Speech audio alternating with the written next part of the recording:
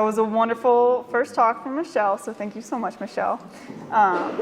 We're going to move on. I'm going to introduce Dr. Amy Burk now, who's here for the second time giving a talk for our Bender series. So Dr. Amy Burk is a professor and the coordinator of the Equine Studies program in the Animal and Avian Sciences Department at the University of Maryland.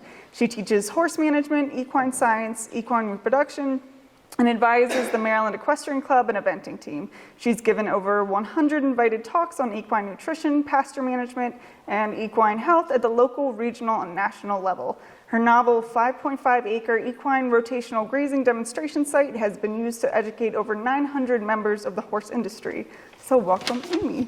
Thank you very much. Thank you. Glad to be back. Glad to be able to work with Becky and Cricket and the horse breeders on the Howard and Sondra Bender Foundation series. So I have to tell you, I love to talk about horse nutrition, but I really like to focus on forages. And a lot of what I'm going to talk about really balances out what Michelle talks about. So ask us questions. You know, I say us because there's a lot of things that we bounce off each other in this field. But I'm going to stick with feeding hay to horses tonight. And this is what we're going to talk about. So I'm really going to try to drive home that fiber, but also hay, is really important in the horse's diet. So fiber in the form of pasture and the form of hay. We're going to stick to hay tonight. What influences the nutritional quality? So I'm just going to do the PowerPoint, but then we'll go back to the back of the room. We're going to practice and look at different hay samples. And then I'd really like you to be able to look at a hay sample and visually assess the quality, hopefully test it. There's some money involved and some time and expertise, and I'll teach you that. But hopefully be able to test it and then match it to your horse. Because one type of hay maybe isn't the best for all the horses in your barn. How many of you guys have like a maintenance pasture pet, fluffy out in the field? Okay, a couple of you guys. Anybody have a miniature horse? Oh, they can be challenging. They're so cute, but they don't get very much to eat, you know, and then they look at you like, is that it? How many draft horses in the group? You have a little bit of everything, huh? All right, how about performance horses like eventers? Fox hunters? Okay, there's the fox hunter. Race horses? Some of the steeplechasers? So there's some folks who have a little bit of everything in the room. So maybe just feeding, brood mares, one of my favorite groups of horses, young growing horses. Yeah, so not every hay is for every horse. Or if you're trying to feed one type of hay to every horse, you probably need to change the types of grains and concentrates that you're feeding. And then we'll just talk about some special considerations for feeding. So I have little things I'm going to throw in at the end. But if I can part on you, forage is one of the most important parts of a horse's diet. And that's mainly because of the digestive system, which is a great lead-in. It's really evolved over time to handle small, high forage, high fiber, low energy type meals. And then we come along and we're like, let's ride you, let's breed you, let's, do all these fun things. And then we have to give them concentrates. But the bulk of the horse's diet should be fiber and should be forage. So pasture is great, but we all know in our 4 seasons, your pasture goes dormant in the summer if we do have long spells of drought, which I don't think we really did this past summer. It was a little droughty here and there, but it wasn't too bad. But in the winter, we have snow and we have freezing temperature and we don't have pasture growth. So we're going to have to feed hay. So there was a study by the USDA. 90% of U.S. farms kept horses on pasture. Not everybody, but like I'm about to talk about, hay is really important for us. We feed hay for a lot of reasons. And I'm going to oversimplify hay production. And we have a hay producer in the audience. So shame on me for not elaborating more on hay production. But I have one slide in a minute. But, hay is just pasture that we allow to grow. So it's a field of orchard grass, for instance, that we allow to grow taller. And then at the right time, hopefully, if weather cooperates, Mother Nature is kind to us, we can cut it, let it dry, we bale it, and then we can store it and feed it for later. So we have to feed hay a lot of times like when pasture availability is low. So a lot of people come to me in the summer in particular and say, my horse is losing weight, what supplement should I give it? And I'm like, well, let's talk about forage first. It's drought, there's probably not a lot of forage out there. Are you feeding hay? And they say no. I'm like, so put a couple flakes out tonight, and if they're gone tomorrow, they need more hay, they need more fiber. There's not enough pasture in the summer. We feed hay when horses are confined. Sometimes we have horses that are injured, or sometimes we trailer our horses and we need to feed them hay in the trailer. And then the troubled horses, the overweight horses where you're trying to keep them on a diet, or maybe even the sick horse that has some issues, maybe after a colic surgery. So we feed it a lot. And I think it's great that you all want to know about hay quality and do best by your horse, because it's such an essential feeding component. So this is my one slide. My hay producer's over there, oversimplifying it. But, you know, basically, let's say we have a field of orchard grass, and that's our field. And right as it sends up a seed head, we like to get out there and cut it if we can at the optimal time. It's a little bit more difficult than that. But then we'll allow it to sit out in the field for, you know, however long it takes to dry, maybe 3 days. They'll also come along and do what's called raking or tedding, where they turn the hay over and expose it to the sun so it can dry even more. And then when it's at the right moisture content, which is usually 18% moisture or less, we go ahead and put it into windrows, and then we bale it. And hopefully it's stored, you know, quickly and stored well, so that we can then feed it out relatively quickly. But storing is an important issue. I don't talk about it too much today, but storing of hay improperly does affect hay quality. So definitely ask me questions as we go along, and I'm happy to talk about storing hay. So these are our options for hay. You know, a lot of us feed small square bales because they're easy to carry, easy to store. You can pick them up in your truck or have them put up on a hay elevator in your barn. A lot of us do feed round bales. They're hundreds and hundreds of pounds of hay, great for large groups of horses. I'll talk more about those later. Some of us feed cubes of hay. Sometimes that's like you're at a boarding facility and maybe their hay's not so great and you want a little extra protein for your horse, so you go out and buy some hay cubes and buy some bags and maybe supplement them a little bit. They're hard to store. They're a little on the pricey side. So usually you see the small squirrels in the larger rounds. And then these large square bales. I've seen a lot of big rigs going down 95 with these huge square bales on them. Not as common, but they're around. You can buy them. So usually if you're buying in bulk, like the big rounds or those big square bales, you're paying less per pound, so it's nice, but you have to have a lot of horses to feed. So as far as quality goes, you know, we're really looking at hay to have a certain quality to meet the needs of the horses, but there are kind of some factors that go into that. Palatability is a really fancy word for will they eat it. You know, you can buy some hay that looks gorgeous and they won't eat it for some reason. Some horses, you're laughing, right? Yeah, no, I mean, some horses do a lot of strange things, but maybe the hay had a preservative put on it to help it in the drying process, and that one horse you have thinks it doesn't seem right, so it won't eat it. But you want it to be highly palatable. Intake, how much will they eat? You know, some of the really high fiber, really coarse, very mature hays, they eat some of it and they're already full. And I would liken that to us eating popcorn. You know, like, I love my popcorn, my microwave popcorn, but I eat a bag. I've had almost no nutrition provided to me, but I feel full. And that's kind of like some of the hay we'll look at in the back there that's very mature and very high in fiber, but not a lot of good nutrition. Digestibility, after they break it down, how digestible is it? You know, if it's not very digestible, they can't utilize the nutrients from it. Nutrient content, what's even in it? And that's really nice for us because we have some chemical analysis that tell us what's in it. And then how do they look on it? That's really important too. I can feed hays and the horse's top lines look terrible with the spine showing, and you're like, that looks like a protein issue, and I thought my hay was high in protein, but maybe not. Maybe I should have it tested.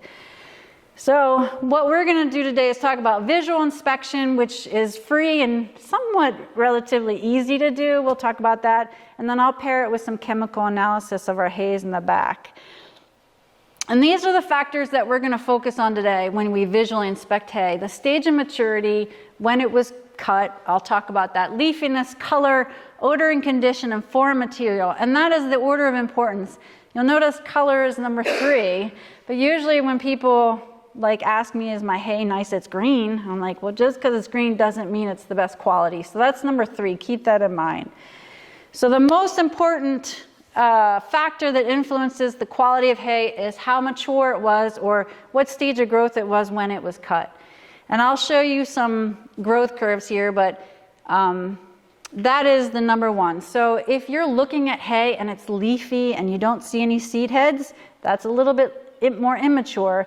If you look at hay and it's really stemmy and coarse and has a huge seed head, that's grown up a little taller and it's probably higher in fiber. So let's take a look at it from a growth standpoint. This chart's showing you the relative values of different things like minerals, leaves, proteins, fiber. We'll get into that in a second. And then the stage of growth as the two plants here grow taller and taller and then end up throwing up a seed head or a flower and reproducing. So the grass is on the left, the legume is on the right, and as you see, it's more immature at this stage, and it grows and grows and grows. And as it grows taller to send up the seed head so it can send out the seeds to reproduce, it gets higher and higher in fiber. And that's because it has to get stemmier and stemmier to get taller and taller. And then also what you see, as it gets more and more mature, the minerals start to decline, the protein and the leaf matter start to decline in percentage. So the challenge, I think, for the hay producers is if you're making horse hay and you want it to be high quality, you want it to be more on the immature side. But if you want to make a lot of hay, or maybe you can't get out to get onto your hay fields because of bad weather, it starts to grow and grow and grow. And this is like when it gets lesser quality, higher in fiber, lower in protein and minerals. Whoops. So the ideal time to cut grass is right when it sends up that little bit of a seed head or just before that time. And then legumes, like for alfalfa, if you're going to cut an alfalfa field, one of the goals for alfalfa is 1/10 bloom. So if you have an alfalfa field, you want to see 10% of it having little purple flowers. So there are like goals, but then Mother Nature comes in and it rains for a week and your goals are out the door, you know?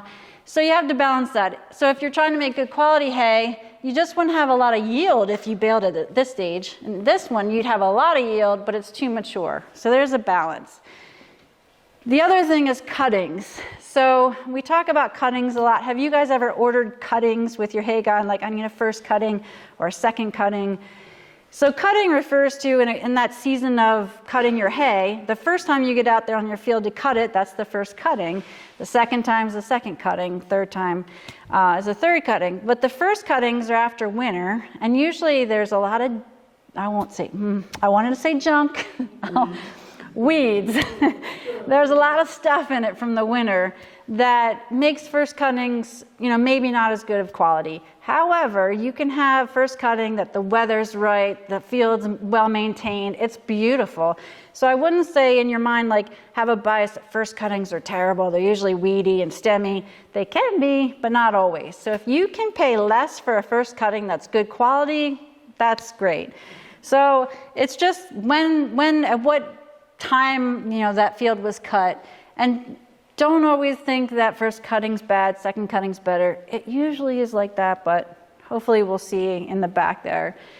All right, so stage of maturity is number one. So we'll practice with that in mind. Then the second thing is leafiness. So the leaves carry most of the nutrition.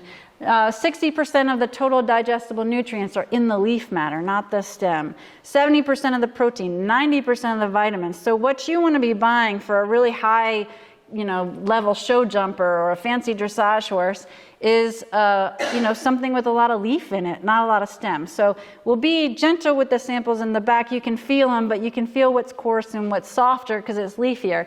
So the example I have up there on the top, that's really leafy and soft. But in the bottom here, as you feel that one, you have the stems and it'll kind of poke your hands. So the top is less mature, higher in quality than the bottom, which is higher in fiber, very stemmy, and you can even see some seed heads. So leaf is important. That actually has a big role in making hay because as you're flipping the hay over to dry it, if you're really rough with that hay and you have some leaf shatter where the leaves fall to the ground, you can ruin your hay that way. Is that the same hay? No. I didn't think so. No, I'm guessing the top's probably an orchard grass and the bottom's a timothy, but it's hard to tell when you don't have any seed heads. You can do some identification. So this is another chart just showing you as the plant matures, on the x-axis, it shows you the percent of digestible energy and how it's lost. The stems lose a lot of digestible energy really quick, but the leaves up top, that green line, that leaf holds on to its digestible energy. So look for a nice leafy hay if you're looking for a good quality hay. Color is number 3, which is what we all think is usually number 1. but it's actually number 3. Yes, green is good. Green means that it was cut at a good time, not too mature. It was dried quickly. It was stored properly. That's great. But this could have been cut at the right time, baled quickly, dried at the right moisture content, and then they let it sit out in the field. Now it's retained some water, it's a little moldy. Maybe that outer, the outer flake would come off and the yellow would go away and the inside's green, but you never quite know. So that yellow usually tells me it's either been out in the sun, the brown tells me it got rained on, and hopefully the inside's green, which means it's good on the inside. So these are just some guides for color. So the bright green, yeah, we're looking for that. That was cut at the right time, not too mature. This is kind of hard to see in this light, but the inside of the bale is green, the outside's yellow. Not a big deal. That just means maybe where it was put up to store, some of the sun kind of hit the side of it and bleached it out a little bit. If the whole thing's like that corn sort of yellow looking, that meant it was baled when it was mature, so it's probably a little fibrous and lesser quality. And then if you can't, it's again hard to see, there's some brown here. If it's brown or black, avoid that for horses. Michelle already talked about how horses can't throw up, so whatever molds go in have to go all through the digestive tract. There's no getting rid of that, and the horses can get sick. It also might mean it got rained on, maybe it was baled too wet, and if you put really wet hay up in your barn, it can heat up, cause fires. So that's something to avoid too. So if I ask you guys, we'll do this one's 1, that one's 2, and that one's 3. How many of you guys would say number 1 was highest in quality just on this picture? Okay, nobody? Oh, 1 person. How about number 2? Bale number 2 in the middle, highest quality. 0 for that one. How about number 3? Everyone's gonna, most of you guys are gonna go through. Okay, what if I told you number 3, while nice and green, is an orchard grass, it's good, but this one is straight alfalfa. Okay, so one thing I haven't mentioned yet is species can also influence quality. Generally speaking, a legume like alfalfa is probably higher quality than that green orchard grass or timothy. Doesn't always mean it will be, but generally a legume like alfalfa will be higher in quality. So color isn't the only determinant, but we were all drawn to that really dark green hay up there. It definitely could be, but if you get a mid-mature alfalfa, maybe it can be a little yellow. Yeah. So my point is, just don't go on color alone. Okay, second to last one, odor. It should smell like you'd want to eat it. If you get around horses enough, if you've been around, you know it. You smell something, you're like, if I was a horse, I'd want to eat that because it smells good, like fresh cut grass. If it smells like cardboard, which I have a sample of, a hay that smells like if you don't want to eat it, they're not going to want to eat it either. But if it smells a little musty or moldy, avoid it. I do have people that say, well, I feed musty hay, but not moldy hay. I just would avoid that for horses. We do feed hay like that to cows because they have a rumen that can detoxify molds before it goes down the rest of their tract, but horses do not. So definitely avoid that. And the thing is, if we do have moldy hay, that bale is clearly white and has some black on there and brown.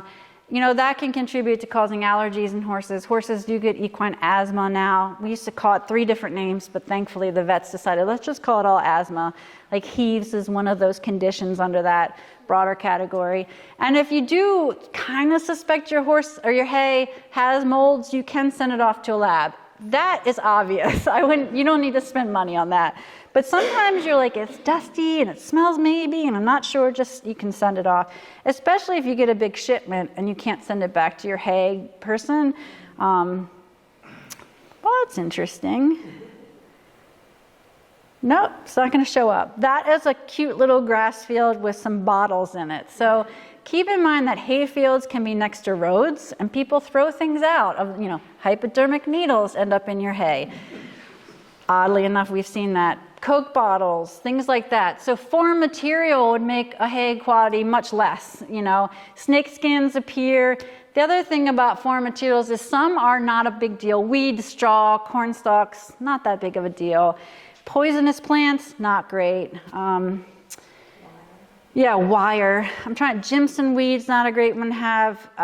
Horse nettle is a toxic plant that can really cause some problems. Another thing that's really bad in alfalfa that we don't see very many problems with here, but like in California, maybe blister beetles. They really like to live in alfalfa and they have a toxin in them, and you don't know if they can put their toxin onto the alfalfa plant, but horses that have just a little bit of that toxin, cantharidin, that's really bad, highly toxic. So some people just avoid alfalfa at all costs, but usually that's not an issue for our area, thankfully. And then, you know, what's really sad is sometimes Bambi is out napping when it's hay cutting day and they don't get up. So sometimes you do find parts of little wildlife. So you just have to check your hay, make sure it's good quality, not a lot of foreign material. All right, so we're going to switch a little bit. So I've given you that knowledge. We're definitely going to visually assess our hay. Now, if you want to spend the money, you can send it off to testing, and that's where you really know. For me, it's really important when I'm doing research studies. I have to guarantee certain levels of protein or certain non-structural carbohydrates, like Michelle was saying. So it's great for me to send it off. The other thing, too, is it helps me make decisions about feeding our horses. So we get big lots of hay. We just tested, we have a couple of different first cuttings and second cuttings, so we sent it off. If I get really good hay, I'm gonna change my grain and feed a lesser quality grain, because I can get away with that, especially in a not fancy, colorful bag. No offense, Michelle. We just bought a balancer that has the most beautiful bag, and I was like, why are we spending an extra $1 a bag for this gorgeous color? But if I also send off a hay for analysis and I get it back and it's not great in protein, it's really high in fiber, not very great on the digestibility indicators, now I got to go out and buy a better quality grain. And that keeps our lesson horses at Maryland healthier that way. And then if you're selling hay too, you'd like to say, oh, are you looking for a low NSC hay for your laminitic pony? Look at this. I've got a 9%, low NSC hay. So it helps when you're trying to sell hay as well. So where do you send it off and how long does it take? So there are definitely a whole list of certified labs out there. Are they local? We have one, Cumberland Valley Analytical, that they'll do your hay samples. I've used them before. I'm a little biased about Equine Analytical. It's in New York. They have two companies under one roof, Dairy One. So a lot of people know Dairy One because of sending off hay samples for livestock. But then they notice horse people, we're special. We like prettier printouts, and the results come in a little bit more organized fashion, easier to read. So Equine Analytical is what I'm going to show you guys today. How long does it take? Oh, I sent it off on a Friday. They tested it that day and sent it Friday afternoon. This was some hay back there. Yeah, I was impressed. Not always is going to be that fast. Overnighting the hay is what you're saying. I just UPS'd it for a lot of money. Okay. Yeah, let's not talk about UPS. How much do you send for a sample? Oh, I'll talk about that too. So let me get to that because it's coming. But I love how eager you are. So to take a sample, you have to make sure you get a representative sample. You don't want to just send one flake or grab a sample and send it because that's not going to be accurate. So you have to buy a hay drill or borrow one. I don't know if the mill will let you borrow their hay cores. We don't really have enough. Yeah, we come out and do it and send it to Atlanta.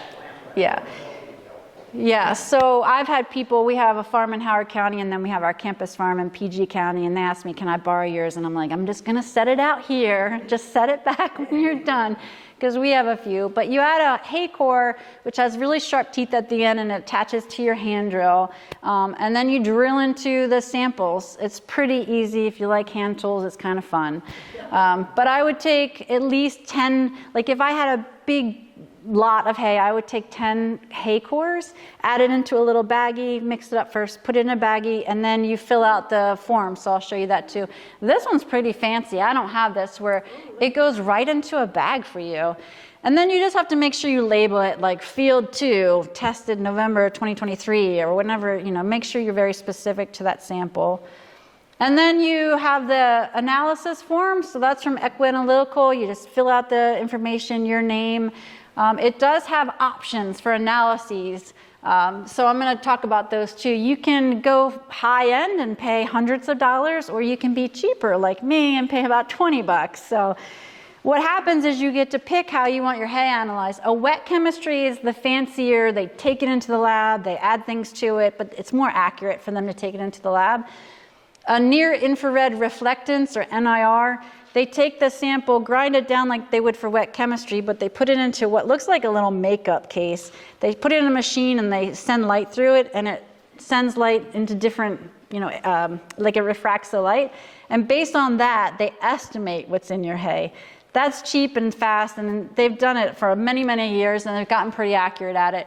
That's the cheapest, fastest package. That's $20. And now just recently, they started offering this plus a little bit of the wet chemistry for $32. So the samples I had tested for this tonight, I paid $32, which isn't too bad. We feed it for a long time. One issue though is if you're like at a racetrack and you get your hay every week, you're not going to have time to test it. Like it's already fed before the next lot comes. So I know that not everybody can test their hay. It's really for if you have a big batch and it'll be fed for a while. And this is where it gets a little technical, so stick with me. It's a little dry in this area in that it gives you a lot of information. So one of the things it tells you is the dry matter, which was how dry it was when it was baled. That's good to know just to make sure it wasn't wet. You don't want any mold in there. It'll also tell you the digestible energy, which I find really helpful because then I know how much to feed. If it's really high quality, I don't need to feed as much. So just as a kind of a average, the pasture pet maintenance horse, that's maybe 1,000 pounds, needs about 17 megacals of digestible energy per day. And if my hay sample says it has 1 megacal of DE in, 1 megacal per pound, then I know that that horse needs 17 pounds of that product. Just some simple math, not too hard, which works out to usually probably 4 or 5 flakes. And then crude protein gives you an estimate of crude protein. That's always nice. The pasture pet needs around 8% crude protein, but maybe that broodmare, especially lactating broodmares, racehorses, they need upwards in the 14 to 16% protein. So you want to check that too. And then it gets into the carbohydrate fiber fractions, which for performance horses we don't necessarily care too much about. We want it to provide some carbohydrates, but it's the carb-sensitive horses that we start to really focus on.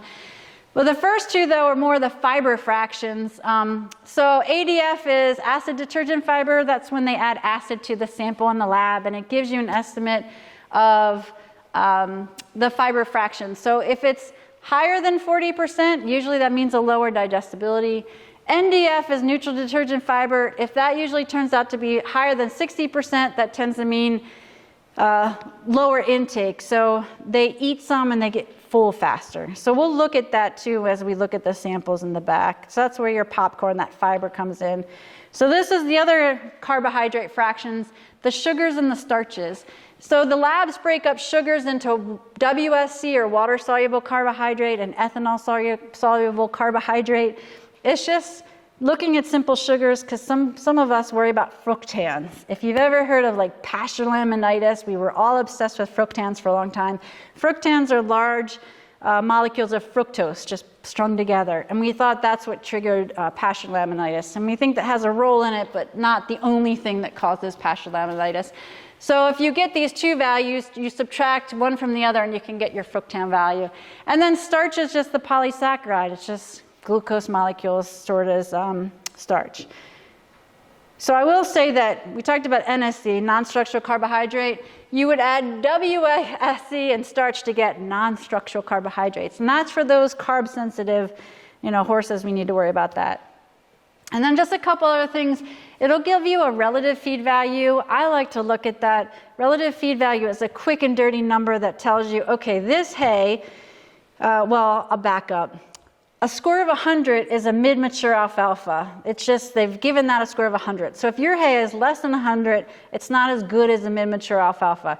If it's better than 100, it's even better than a mid-mature alfalfa. So if you buy a hay for like a deal and you test it and it's like 118, you're like, woohoo, I bought some really good hay. So it's kind of more developed for livestock like cows, but I still like to use it as somewhat of an indicator for horses too. It just is a nice quick number. They'll also tell you in that handout the ash, which is really the mineral content. Not that exciting, but it's really high in ash. That usually means that when they made the hay, they kicked up some dirt with it. Calcium and phosphorus is always important because you always want 2 parts calcium to 1 part phosphorus or higher. the horse needs more calcium than phosphorus because phosphorus impedes calcium absorption. So if you actually have more phosphorus in your feed than calcium, the horse will have some bone issues and some other calcium deficiencies. Then it tells you a whole bunch of other stuff, which we tend not to worry about unless you're looking for specifics. One thing I'll say is forage is almost always low in this area in sodium chloride, which is salt, and zinc and copper. So even though when I was brought up in nutrition, I was always told forage can meet 100% of your horse's requirements, and that's just not true. They can have 99% of their diet as forage, but then they often have to have some sort of vitamin mineral supplement to make up the copper and the zinc, and we all keep salt blocks in our horses' stalls or in the fields because our forages are low in salt. And in our area, our horses sweat a lot, so they have to replenish that salt. So it gets a little hard to read. I'm only going to focus on a couple things. But when they give you your sample printout, you need to look at the dry matter values because as sampled means with the water content still involved. You want them to have taken all the water out, dried your sample down, and now we can compare dry samples to dry samples. Water just kind of changes your values. But this is a pretty mature Timothy. If you look, it has a lot of long seed heads and it's very stemmy. So the first thing I look at is the crude protein. Crude protein, and this is 8.3%. That's rock bottom for what I want to be feeding most maintenance horses. If I had a racehorse or a broodmare on that hay, I better feed a really good quality grain at high amounts because that's not really great hay, just for the protein alone. ADF and NDF, 42.4, 64.5, so higher than that kind of value I gave you, not the worst I've ever seen. Relative feed value, 81, so lower than a mid-mature alfalfa. Let's look at calcium to phosphorus. Calcium, phosphorus, 0.31 to 0.25, so kind of getting close to 1 to 1. Not happy about that. So I was offered that hay for free to feed to some geldings, and I was like, it's okay. You take it. Thanks a lot. So just to compare, we also used to make our own orchard grass alfalfa for a while. So that's a little bit more of a stemmier version. It was a first cut, but the protein in this is 16.7. So this is great because we wanted to feed that to some broodmares in mid to late gestation.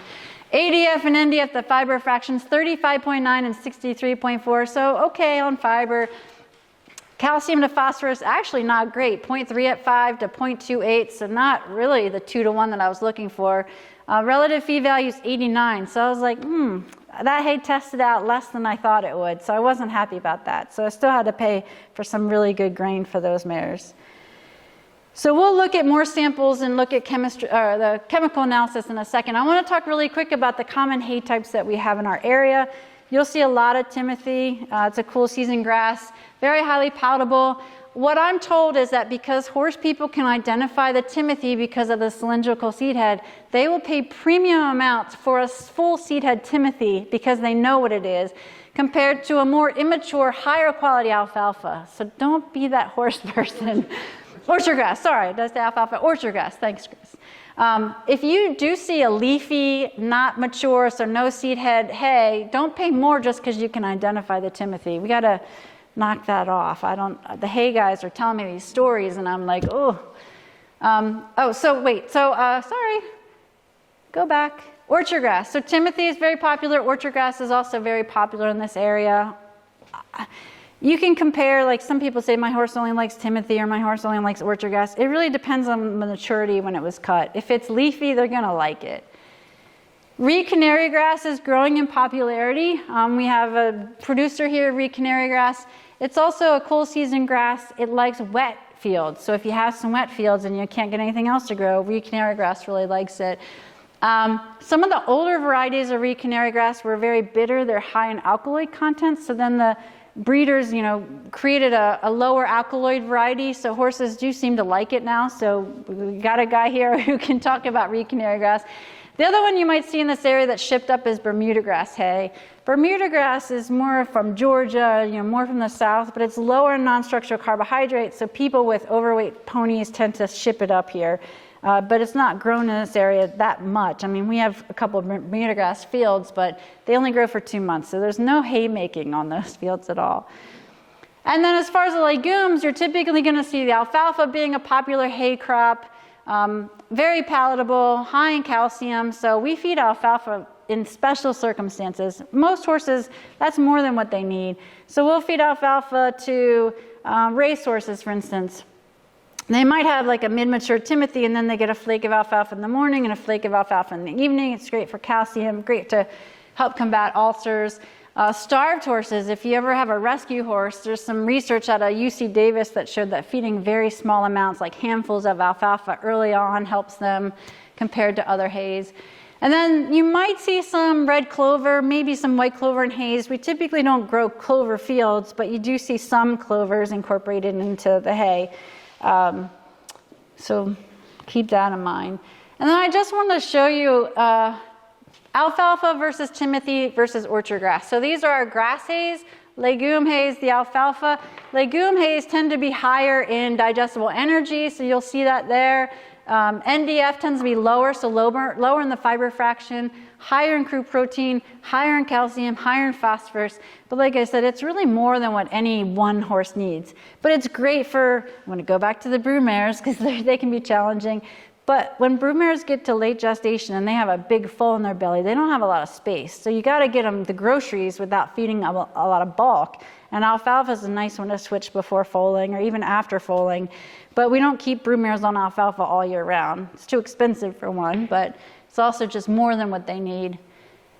So as we start to think about, okay, feeding hay to these horses, keep in mind that what the horse is being asked to do changes the quality of the hay they need because it changes the nutrient requirements. So the maintenance horse that doesn't really have a job except to look pretty in the field, you know, be petted by your friends, that has a lower digestible energy and a lower crude protein requirement. But as we ask, you know, mare in late gestation or early lactation, even the young intensely exercised horses like these young horses that are being campaigned for the Kentucky Derby and Preakness, they have the highest requirements because they're not only trying to grow, but they're trying to, you know, replenish what's lost with all the exercise and crude protein requirements. So those are a challenge. I'd say young 3-4-year-old racehorses and early lactation mares are the hardest to feed sometimes. So as far as what we have, we're going to look at like the maintenance horse. What are we going to feed them? You can actually feed them, they're the easy keepers. You can feed them a lower quality, stemmier, high fiber hay, but then you got to offer that balancer that Michelle was talking about. Or even like the miniature horses. We had some minis that had big old bellies. They were out on pasture. All we gave them was a little handful of Grand Vite every day, just some vitamin, mineral, protein, not a lot of energy. So you have tons of products out there. I just happen to pull 2, but there's a lot of products out there. You can give that mature grass hay to those horses. But if you're going to start showing your horses, or you have heavy lesson horses like the boarding barns and the lesson polo ponies in training, then they're going to need something a little bit better. So mid-mature grass hay might do well, plus a concentrate usually with those guys. And then now you've got the breeding horse, the racehorse. You really have to up your game with them. Mixed grass alfalfa might be good, or supplementing with alfalfa with the grass hay would be good. You have some challenges in that you can only get what you can get from your local hay dealer. So, you know, sometimes you just have to supplement with alfalfa or change your grain. And then I just have a couple of things, and we'll get to the samples. Feeding round bales. A lot of people ask me about how I feel about feeding round bales. I think it's pretty safe for horses if you know what you're doing. So, whoops.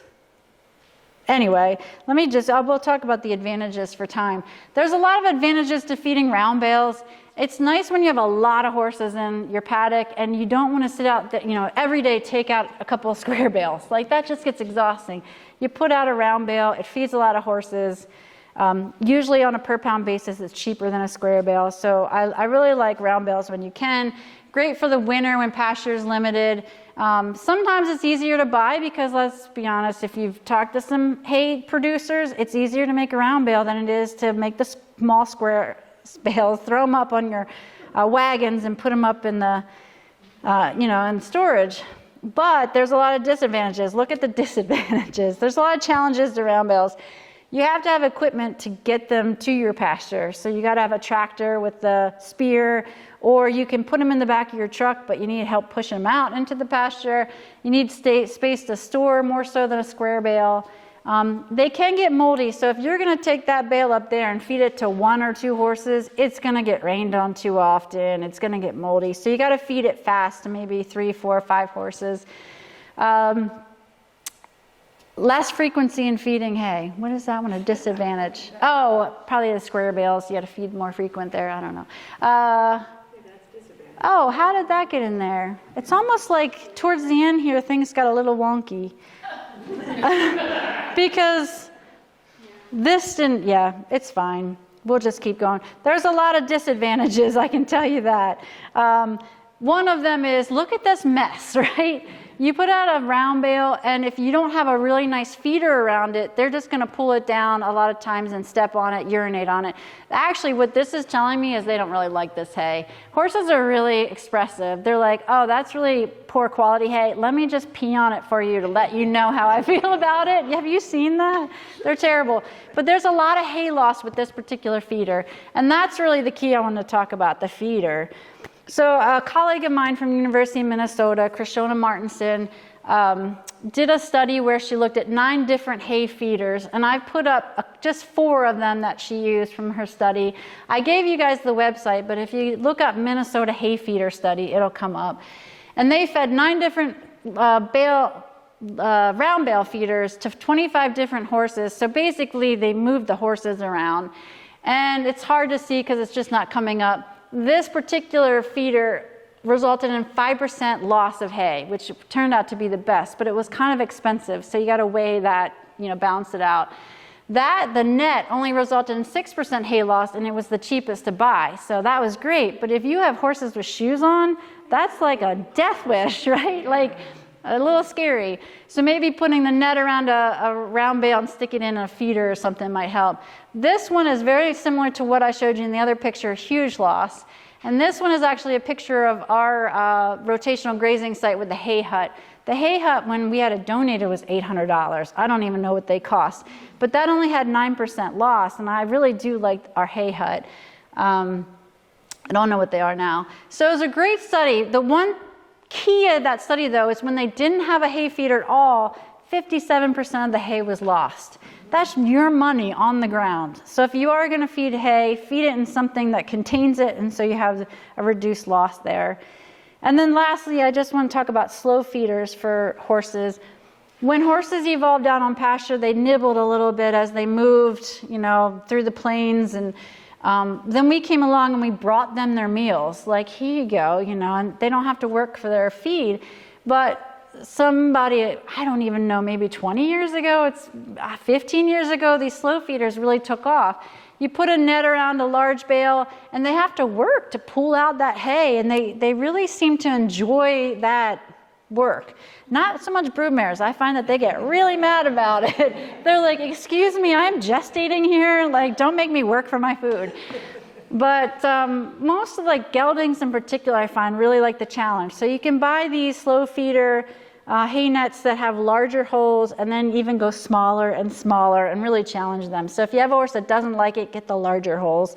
But it's a way to reduce loss and extend the grazing time. So the miniature horses in particular, I always think about, they might get a flake in the morning and a flake at night. Put it in a slow feeder and it'll last, instead of 15 minutes, it'll last for maybe an hour and a half, and give them something to do. So that's key. So I thought at this point we can go in the back of the room and we can take a look at our samples and see how I did it teaching you guys about visual hay quality assessment. It was put up wet and it molded, and it's really bad hay. So I lost half of the hay that year because we didn't make it well.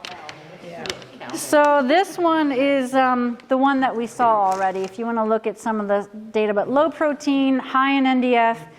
Who could be fed that, though, if we didn't want to feed it to geriatric because of their teeth problems? An ornament. An ornament, right? If you have a fat pony that needs to do something, it can sit there and chew that all day. But I would give it a vitamin, mineral, protein, some supplement, like a handful of that Grand Vite or a little bit of the Balancer pellets. So I wouldn't throw that away. It has some value, but I definitely wouldn't feed that to a high-performance animal. All right, so let's get rid of these two then, just for kicks. We'll just put them away for a second, just so we can really see what we have. So, yeah, we can move that. So So if we were gonna look and say, of all of these, which is the most immature, highest in leaf matter, and best in color, probably this one. So this one was a boarding farm that was very nice and let me test their hay. This is a second cutting of orchard grass. It has 18.1% crude protein, 31 in ADF, so I said anything more than 40 was really high, so that's 31, that's pretty low. 50.5% NDF, which is pretty low fiber. Calcium 0.51 to phosphorus 0.36, so almost 2 to 1. Relative feed value 119. So this is actually better than a mid-mature alfalfa. So he can now sell that for a little bit higher than he probably thought he could because it tested out pretty well. He did ask me what the NSC was, so if I add up WSE 9.8 plus 0.6, 10.4 in NSC, is that right? So that's on the cusp of being low NSC. So if he had a carb-sensitive horse, you probably could feed that. So that probably is one of the best grass hays, but one thing I didn't tell you was what kind of hay is that? Alfalfa. So that's from his alfalfa fields.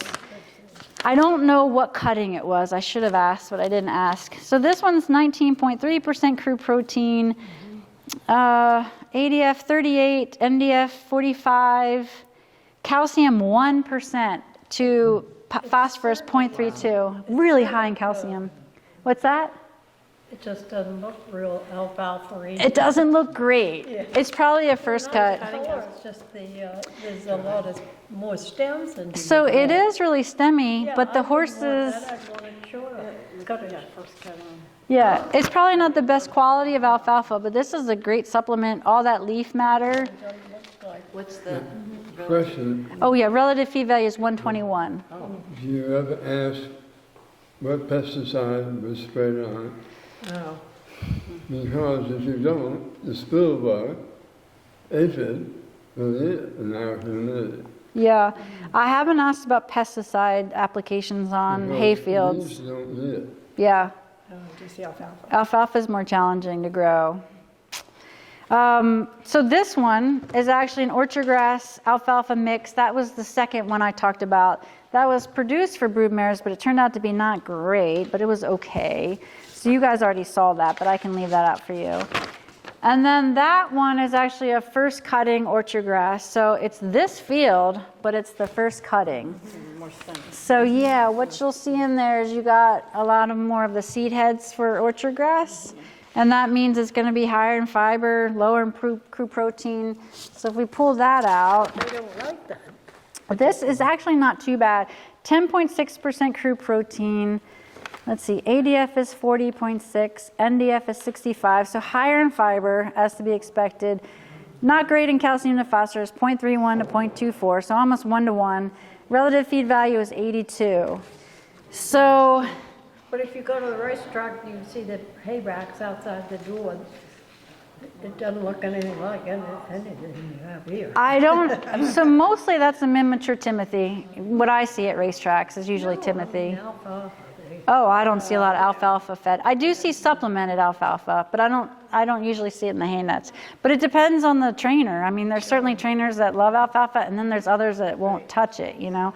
This hay is actually a really good middle ground. So less in horses, great. You know, low level eventers, early gestation broodmares. Here, actually, we could do this. We got a load of orchard grass one time, and none of them would eat it. They just wound it up in the stall and used it as bedding. Maybe So that's we go back to like the crunchier, stockier hay, and they liked it better. it. I don't know if they had preservatives on it. Sometimes they don't like it. They should like it. It's fine. It's not going to hurt them. Okay. Yeah. So if you guys had a little recreational horse and you had to choose these 4 hays, who do you think you'd feed? We could not look at that one. Probably this one, right? Yeah. For recreational, I'd probably do that. How about a 3-star, 4-star level eventer? Probably. Yeah. I wouldn't feed them straight alfalfa, but a little bit of both, maybe, or even that, because it's a mix. Early lactation broodmare. Actually, still with this one, but maybe supplemented early on. They gotta want to eat it. And then this guy. Sorry, Clyde, or whatever your name is. You get that with the. The mini can't, 17, it just. Yeah, so minis, so I wouldn't even, maybe that one. And I just put in a slow feeder. Like this the hay I get there recently. Oh, well, they thank you for getting that I one. didn't get too much, but that's. But, They both eat it. you know, Yeah, it's a slow feeder. a lot of it has to do with what you guys can get, what your hay guy can get. Like you say, bring me this, and it comes and it's something different, and you just wing it. Is there You know? a service that could like chop that though to make it smaller for a? Chopping hay service. Well, they sell chops. They do sell chopped hay. We had an old pony that wouldn't eat chopped forage, so I had a girl that actually took alfalfa and shredded it. Oh, nice. What we do for our horses. Some people will use, I've seen people do it, a lawnmower. Oh, It's very interesting. They'll do it on a rubber mat and they wow. almost build a box, I guess would be. To They keep take, it- you know, a 4x6 rubber mat, they put 2x4s or whatever around it, and they mow that. It is Okay. very interesting to watch, but it chops it. Wow. And it makes it into smaller particles. Probably a and mulcher. Probably a mulcher. Like a mulcher. Probably is, I'll be honest, I'm not good at it. Yeah. But, yeah, they do it and then they put it in these horses with poor dentition that won't eat regular hay or eat chalk forage. Because sometimes Great. these chalk forages that are out there, they just aren't super palatable. We all Yeah. think they are, but they get really dusty. Yeah. And they just aren't always palatable. So there are people that mow their hay. They don't know how Good else to know. skin it. But you can't do that. Your horse loves you. And do you have to test, like if I'm getting from a person, but I don't have a lot of storage area, and then I get from the same person, I say, I want the same kind of hay I had before, do I have to test each time I have to? In theory, yes, I mean, because if they say they're getting it from the same, yeah, we have gotten our hay from the same hay guy for about 15 years, so we know what his hay looks like. We know his average flake is 3.3 pounds, and it comes in a bale that's 46 pounds. Like, yeah, so there is some consistency there, but I still actually test it every time it comes in because it changes with weather and fertilization. Weeds can also contribute to poor quality, so it's best to just test it. If you're really into the nutrition aspect, I do it because of the protein. We had some protein problems, and I just wasn't paying attention, and the hay looked good, but it didn't test out well. And for lesson horses, they need their muscle, you know. They need to be able to work hard, so they're the angels or like the unsung heroes, those lesson horses. So any other questions? We didn't talk about fescue at all. Fescue, love it and hate it. Fescue, I mean, you can make hay out of it. It's already pretty coarse, like they don't generally like it. It takes energy, like their energy to chew it, meaning it's just coarse. But it's a great pasture plant. If you don't have brood mares, that's a whole nother hour-long talk. But I do see a lot of boarding farms get mixed grass hays with some fescue, some bluegrass in there, some orchard grass. It's just like a pasture that they kind of mowed and made into hay. But fescue, I think, because when we grow our hay taller, it tends to get so mature the horses wouldn't appreciate eating it very much. But it can be made into hay. I'm just thinking that it's a weed growing in the hay, is the way I'm looking at it. Yeah, that's a good question, though. All right. Well, I'll stick around for a few more minutes if you have any burning questions. But you guys were a lot of fun.